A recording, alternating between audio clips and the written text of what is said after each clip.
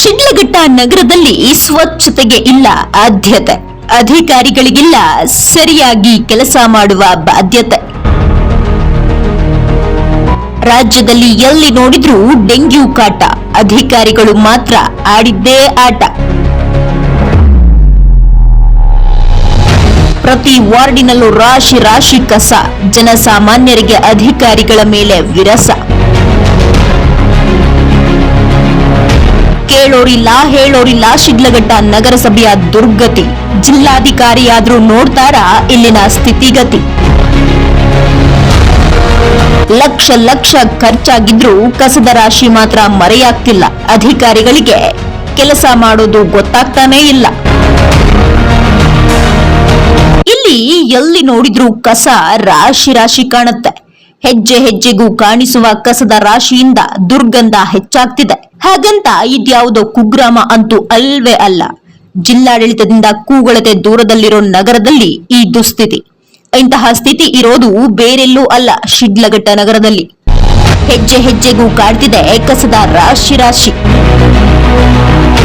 ಸ್ವಚ್ಛತೆಗೆ ಇಲ್ಲಿಲ್ಲ ಕಿಂಚಿತ್ತು ವ್ಯವಧಾನ. ಇಡೀ ರಾಜ್ಯದಲ್ಲೇ ಅತಿ ಹೆಚ್ಚು ರೇಷ್ಮೆ ಗೂಡು ಮಾರಾಟವಾಗುವ ನಗರಿ ಶಿಡ್ಲಘಟ್ಟ. ಇಲ್ಲಿಗೆ ರಾಜ್ಯ ಅಂತರ ರಾಜ್ಯಗಳಿಂದ ಸಾವಿರಾರು ಸಂಖ್ಯೆಯಲ್ಲಿ ರೈತರು, ವ್ಯಾಪಾರಸ್ಥರು ಬರೋದು ಸಹಜ. ಇಂತಹ ಊರಲ್ಲಿ ಸ್ವಚ್ಛತೆಗೆ ಆದ್ಯತೆ ನೀಡದೆ ನಗರಸಭೆ ನಿದ್ದೆ ಮಾಡ್ತಿದೆ. ನಗರದ ಪ್ರಮುಖ ಬೀದಿಗಳಲ್ಲಿ ಕಸದ ರಾಶಿ ಬಿದ್ದಿದೆ. ಶಿಡ್ಲಘಟ್ಟ ಫಸ್ಟ್ ಬಂದ ಇದು ಸ್ಲಮ್ ಏರಿಯಾಗಳೆಲ್ಲ, ಈ ಸ್ಲಮ್ ಏರಿಯಾದಲ್ಲಿ ಕ್ಲೀನೆಸ್ ಮಾಡ್ತಾ ಇಲ್ಲ. ಇವಾಗ ನೋಡಿ, ಫಾರ್ ಎಕ್ಸಾಂಪಲ್ ನಮ್ಮ ಸಿಟಿ, ನಮ್ಮ ಸ್ಟೇಟ್ ಅಲ್ಲಿ ಡೆಂಗು ಜ್ವರ ಹಬ್ಬಿದೆ ಆಲ್ರೆಡಿ. ಇಲ್ಲಿ ನೋಡಿದ್ರೆ ಶಿಡ್ಲಘಟ್ಟದಲ್ಲಿ ಸೊಳ್ಳೆಗಳು ಕಾಟ ಜಾಸ್ತಿ ಆಗ್ಬಿಟ್ಟಿದೆ. ಯಾರು ಇದ್ರ ಬಗ್ಗೆ ಆಗಲಿ ಇದ್ರ ಬಗ್ಗೆ ಯೋಚನೆ ಮಾಡ್ತಾ ಇಲ್ಲ. ನೋಡಿ, ನೀವೇ ನೋಡ್ತಾ ಇದ್ದೀರಾ ಚರಂಡಿಗಳು ಯಾವ ರೀತಿ ಇದೆ ಅಂದ್ಬಿಟ್ಟು. ಏನಾದರೂ ಮತ್ತೆ ಇನ್ನು ಶಿಡ್ಲಘಟ್ಟಗೆ ಏನಾದರೂ ಡೆಂಗು ಜ್ವರ ಹಬ್ಕೊಂಡ್ರೆ ಇದಕ್ಕೆ ಹೊಣೆ ಯಾರಾಗ್ತಾರೆ? ದಯವಿಟ್ಟು ನಮ್ಮ ಅಧಿಕಾರಿಗಳೇ ಆಗಲಿ, ನಮ್ಮ ಮುನ್ಸಿಪಲ್ ಅಧಿಕಾರಿಗಳೇ ಆಗಲಿ, ಇಲ್ಲ ಅಥವಾ ನಮ್ಮ ಶಾಸಕರಾಗಿದ್ದಾರ ಅವರೇ ಆಗಲಿ ಇದ್ರ ಬಗ್ಗೆ ಸ್ವಲ್ಪ ಯೋಚನೆ ಮಾಡಬೇಕು.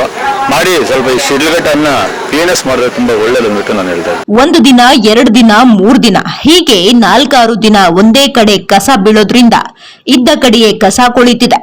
ಹೀಗೆ ಕೊಳೆತ ಕಸದಿಂದ ಗಬ್ಬು ವಾಸನೆ ಹರಡ್ತಿದೆ. ಈ ಬಗ್ಗೆ ನಗರಸಭೆ ಅಧಿಕಾರಿಗಳಿಗೆ ಎಷ್ಟು ಬಾರಿ ದೂರು ಕೊಟ್ಟರೂ ಪ್ರಯೋಜನ ಮಾತ್ರ ಆಗ್ತಿಲ್ಲ. ಹೀಗಾಗಿ ನಗರದ ಜನ ನರಕದ ಅನುಭವ ಪಡ್ತಿದ್ದಾರೆ. ಕ್ಲೀನಿಂಗ್ ಮಾಡಬೇಕಾದ್ದು ನಮ್ಮ ನಗರಸಭೆಯಿಂದ. ಬೀದಿ ಬೀದಿಯಲ್ಲಿ ಗಲೀಜಿದೆ.